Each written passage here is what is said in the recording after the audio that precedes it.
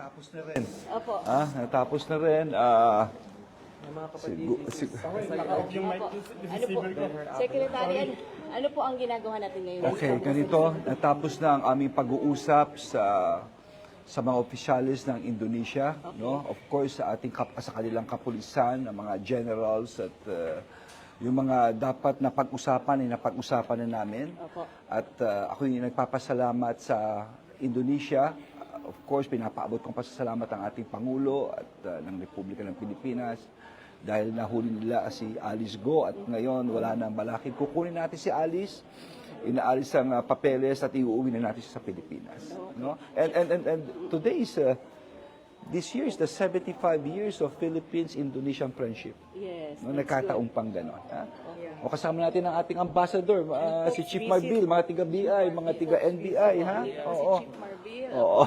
NBI, BI, kasama po dito ngayon. significant po itong araw na to para sa atin? Well, very significant. No, actually, marami kaming pinag-usapan. No, significant in the sense na si Alice Go ay isang kaso lamang. Na dito mo makikita ang pagkakaisa ng police to police. By the way, ito yung nangyari dahil may agreement ng police to police, ang memorandum of agreement, ang police ng Indonesia at ang police ng Pilipinas. So lahat ng nangyaring krimen sa dalawa ay pagtutulungan. Kung maaalala ninyo, si Sheila Go at saka si Cassandra Ong ay dahil dito sa police to police. And of course, tumutulong dito ang ating police attaché dito at si Makapas. Nandiyan ba si Makapas? No? At ang ating police attaché, si Madamba, no? Andito siya. And of course, ang ating ambassador sa Indonesia. So, nung nahuli sila, ngayon, ito na yung pangalawa kay Alice Go. So, gumalaw na naman ang police nila. No? Natunton, makikita niyo mamaya kung paano tinunton. Pero ang mangyayari ngayon dito is that hindi lamang titigil dito ang simbolismo. Marami kami na pag-usapan na krimen na pwedeng magtulungan. No, napakarami. Pag-usapan po ba yung palit-ulo? Yun dun sa Australian Well, Kingpin? ito lang, no. Ang importante sa ngayon, ang pinag-usapan namin is that how we could get Alice Go. So, ito yung deportation proceedings, no. Pero marami pa rin kami pinag-usapan for the future na ating magiging joint na mga projects, no. In fact, this coming months, itong borders natin kasi very porous. Baksakan ng droga ito, kung minsan yung mga smuggling, at marami pang iba, kamukha nito mga fugitive, diyan dumadaan dito kung saan-saan at vice versa. So yung pagtutulungan nun, no, at ng Indonesia at ng Pilipinas. Are you expecting, sir, na ngayon po aalis na? Ngayon na, kukunin na natin, pinayos na natin yung papeles, andito yung mga immigration ng Pilipinas at immigration na ano. At of course, ginawa na rin natin ang kanyang travel authority na ginawa ng document ng ating embassy. So lahat ng dapat tapusin ay dapat tapusin na dahil totoo lang, 2 oras pa lang tulog. Ano? Talagang minadili. Pati yata kayo, wala kayong tulog lahat dito. No? Pero ang importante ay, of course, ito na kuha na natin si Alice Go at maiuwi natin sa Pilipinas. So, we're targeting yung 6 p.m. flight here, Indonesian time. Well, I hope so. If not, it could be earlier. No, it could be earlier probably, kung sakali man. Ha? Okay? So, puntahan na natin. Ha? Oo. So ngayon, kasama kami. Susubukan namin. Bawal ang media. Bawal ang media. Sir, Bawal ba media? pwede ko sumama. Ako, sir, Yeah. okay lang sasama. Thank you po, Secretary. Hello.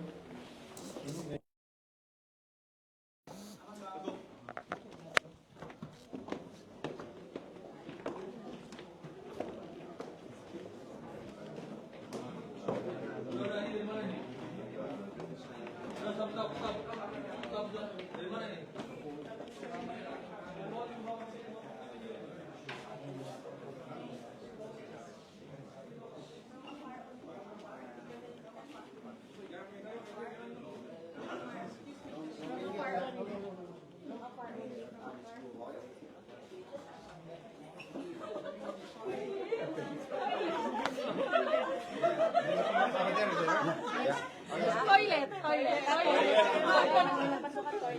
Toilet pala si... Puntahan niya si...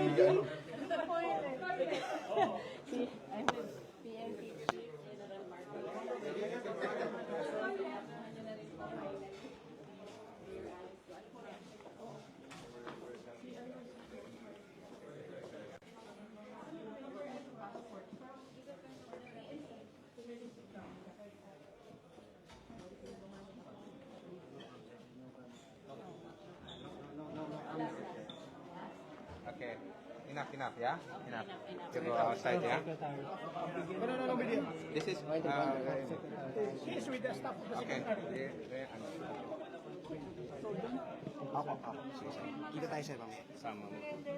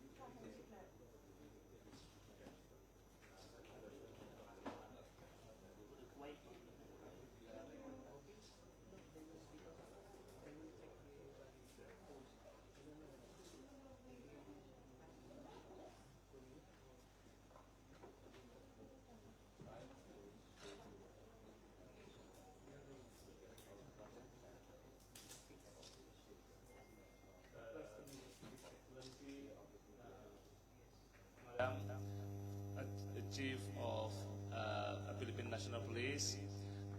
Thank you for coming. We meet here of Office of CID, a Criminal Investigation Division of Jakarta, here Region of Jakarta.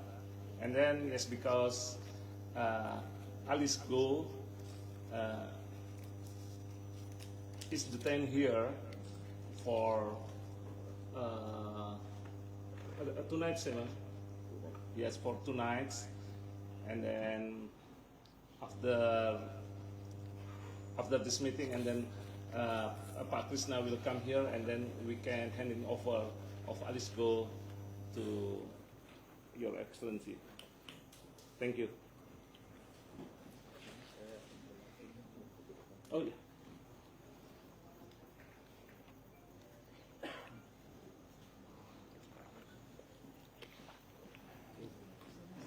Maybe someone say they know you in the media. Okay, just...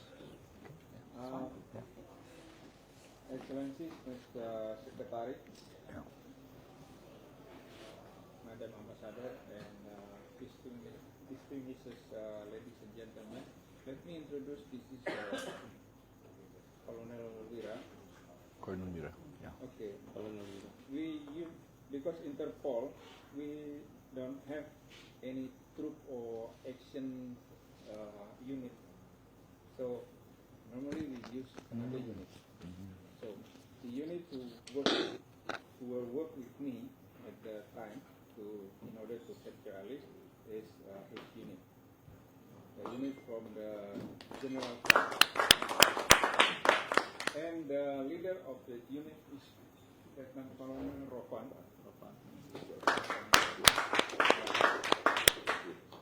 Yeah. And this is the deputy of General Crime. So Alice now with them. So maybe after this we can bring Alice enter this room for you to, maybe you need to talk to Alice or take picture or something like that. But we please you to, maybe I can see a lot of media right here. Maybe please, Colonel Magamba, maybe you can have media so it will be nice and no more noises right here. Okay? So after this, maybe we can bring Alice and then do you have something to say?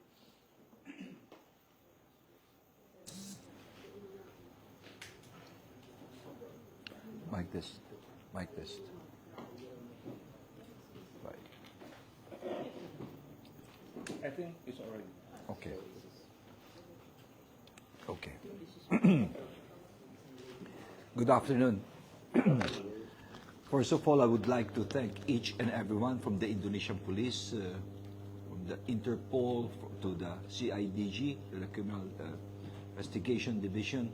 Of course, we've also got the one on drugs. You know, everyone, the whole Indonesian police. I've seen how meticulous the operation were. For almost 3 weeks, you've followed Ms. Go. And from house to house, imagine that, renting this, and city to city, every movement that she had, you've always followed her. And this is only upon the request that we made in the Philippines to Colonel Retno. It was through, of course, Chief Marbil and police to police that this suffice. And in behalf of our country and of course our president, again we would like to thank you for all the hard work that you've done. But it's not yet finished, because Alice Go is just one person.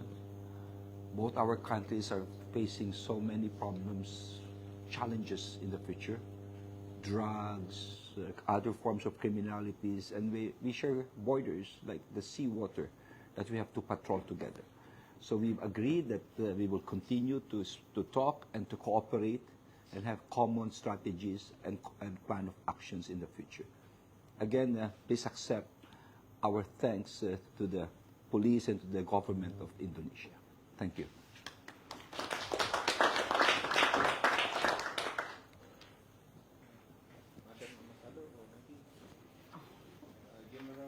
General? Thank you. On behalf of the Philippine National Police, we are so happy that, of course, the Indonesian National Police help us in the looking for Alice Go.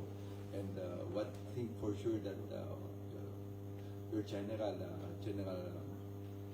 from the Interpol told us is that our memorandum of agreement is not only in papers but in action. So again, in what we say in the Philippine National Police, no one is above the law.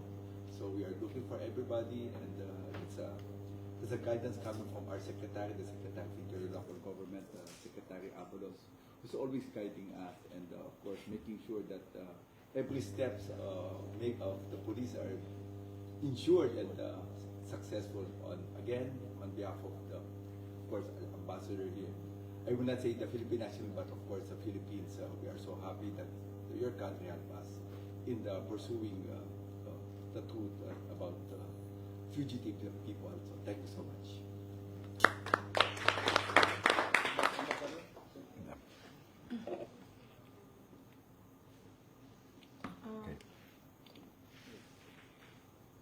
Salamat Siang.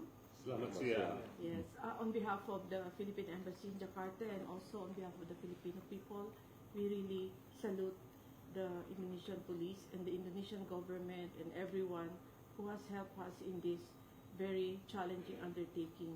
This is really one of the complete cooperation that we have, especially this year that we are celebrating 75 years of Philippine-Indonesia relations. From the bottom of our hearts, marami pong salamat. Terima kasih banyak. Maraming salamat. We have here our friend from Philippine Immigration. Maybe you have something to say in regard to NBI. Hello, sir. I'm Rental C. I'm the chief of the Philippine Search Unit under the Bureau of Immigration, and I would like to thank the Indonesian authorities, especially the Indonesian police, for arresting former Alice Guo for us. Hopefully, we will report her as soon as possible. Thank you for your cooperation.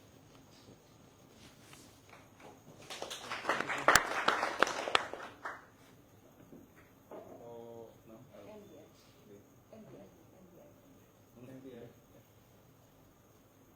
Good afternoon, Her Excellency, His Excellency, our Secretary of our Chief PNP, on behalf of our Secretary of Justice and our Director, the National Bureau of Investigation, Jaime Santiago, we would like to thank everyone, and of course, we are here in full support of our Secretary of Interiors. This is being done with our Secretary and the Secretary of Interior with a close coordination with our counterpart, the PNP, and the immigration. Now, it is a nice feeling that it comes to a great fruition, the bringing home of justice under the stewardship of our Secretary of Interior. Maraming salamat po. Maraming po.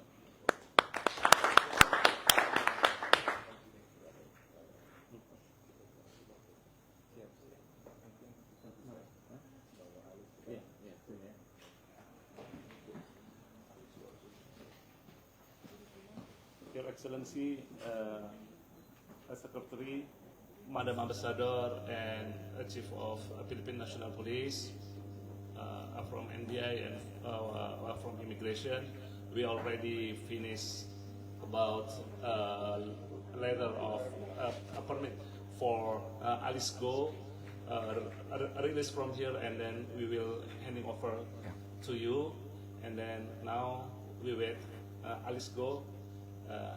Pak Lido, Alice Go can enter this room. Thank you. Okay.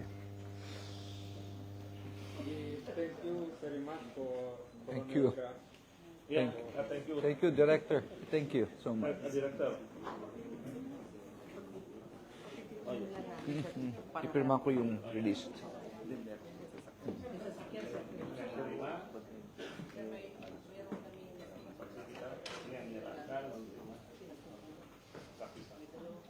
Nagutom ako, kinain ko.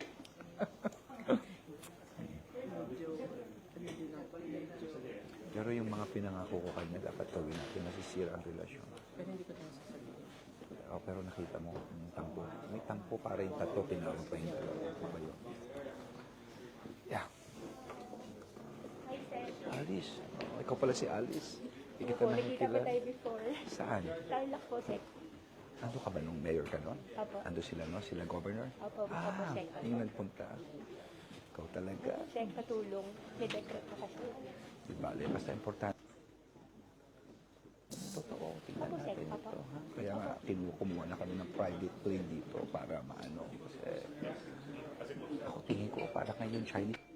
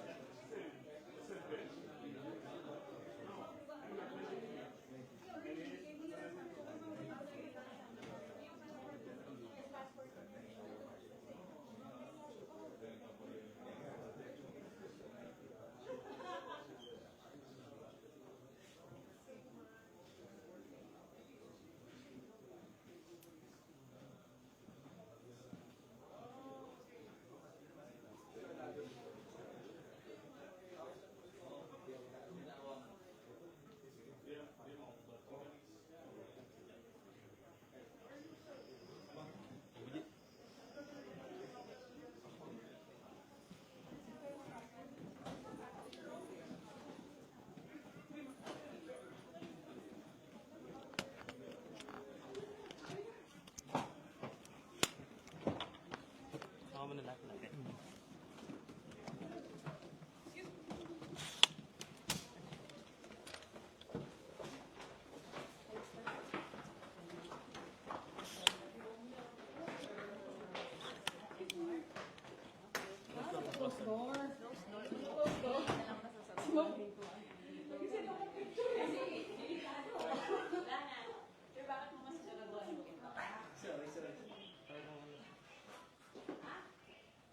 May sinenta ako.